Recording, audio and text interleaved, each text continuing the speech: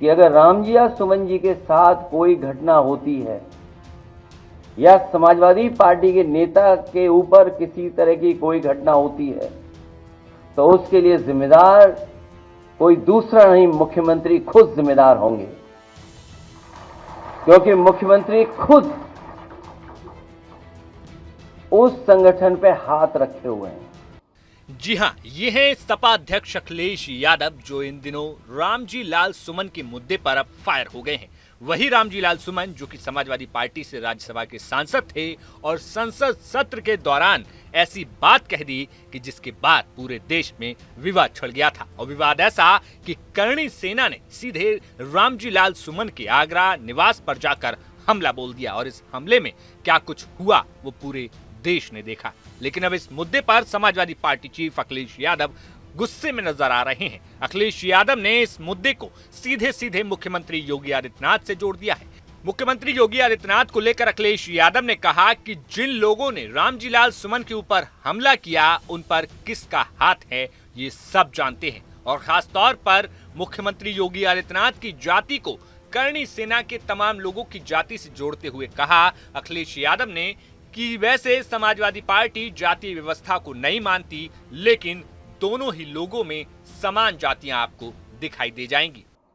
कि अगर राम जी या सुमन जी के साथ कोई घटना होती है या समाजवादी पार्टी के नेता के ऊपर किसी तरह की कोई घटना होती है तो उसके लिए जिम्मेदार कोई दूसरा नहीं, मुख्यमंत्री खुद जिम्मेदार होंगे, क्योंकि मुख्यमंत्री खुद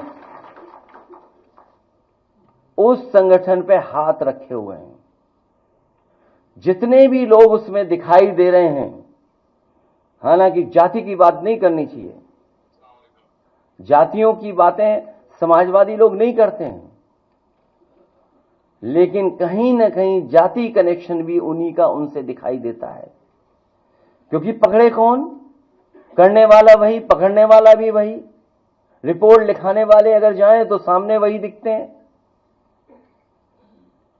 इसलिए अगर कहीं कोई घटना हो रही है, अगर किसी को किसी तरह की अपमान भी होता है तो कि जिम्मेदार अगर कोई है तो मुख्यमंत्री खुद जिम्मेदार हैं, क्योंकि वही बढ़ावा दे रहे हैं। जिस तरीके से हिटलर के जमाने में ट्रूपर्स होते थे, उसी तरीके से इन्होंने एक हिडन अंडरग्राउंड फौज तैयार की है जो समय समय पर लोगों को अपमानित कर रही है, थानों में अपमानित कर रही है, तहसील में अपमानित कर रही है, पैसे लूटने में सबसे ज्यादा आगे दिखाई दे रहे हैं।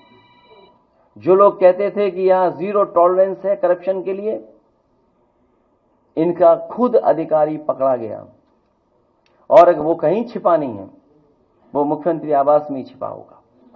वहीं दूसरी तरफ सामाजिक न्याय की जिस बात को लेकर समाजवादी पार्टी चल रही है, उस कड़ी में अब समाजवादी पार्टी ने एक नए चेहरे की एंट्री कराई है। समाजवादी पार्टी में दद्दू प्रसाद को आज ज्वाइन कराया गया। उनकी ज्वाइनिंग को लेकर अखिलेश यादव ने उस वक्त क्या कुछ कहा वो आप सुन लीजिए। पूर्व में बहुत समाज में काम करने वाले,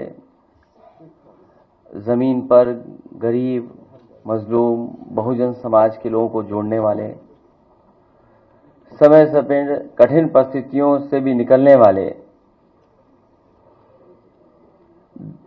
दद्दू प्रसाद जी, उनका मैं स्वागत करता हूं। समाजवादी पार्टी में आज शामिल होने के लिए मैं उन्हें बधाई देता हूं। उनके बड़ी संख्या में साथी जो यहां पर मौजूद हैं उनका धन्यवाद देता हूं।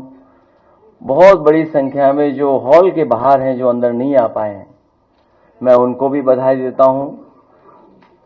और दूर दराज जो देख रहे होंगे, सुन रहे होंगे, क्योंकि संभव नहीं था सब लोगों का यहां आना, बड़ी संख्या में इनसे जुड़े हुए लोग पूरे प्रदेश में, उन सब का मैं बहुत बहुत धन्यवाद और आभार प्रकट करता हूं दद्दू प्रसाद जी के माध्यम से। फिलहाल उत्तर प्रदेश में 2027 में चुनाव होना है। ऐसे में अखिलेश यादव अभी से विधानसभा चुनाव की तैयारी करते हुए नजर आ रहे हैं, जहां तमाम सांसदों के साथ तमाम बैठकें ली जा रही हैं, तो वहीं जातीय समीकरण को साधने के लिए अखिलेश यादव अभी से तैयारी करते दिख रहे हैं। फिलहाल देखना होगा कि इन तमाम कोशिशों की क्या कुछ परिणाम सामने आते हैं। Bureau report, news nation.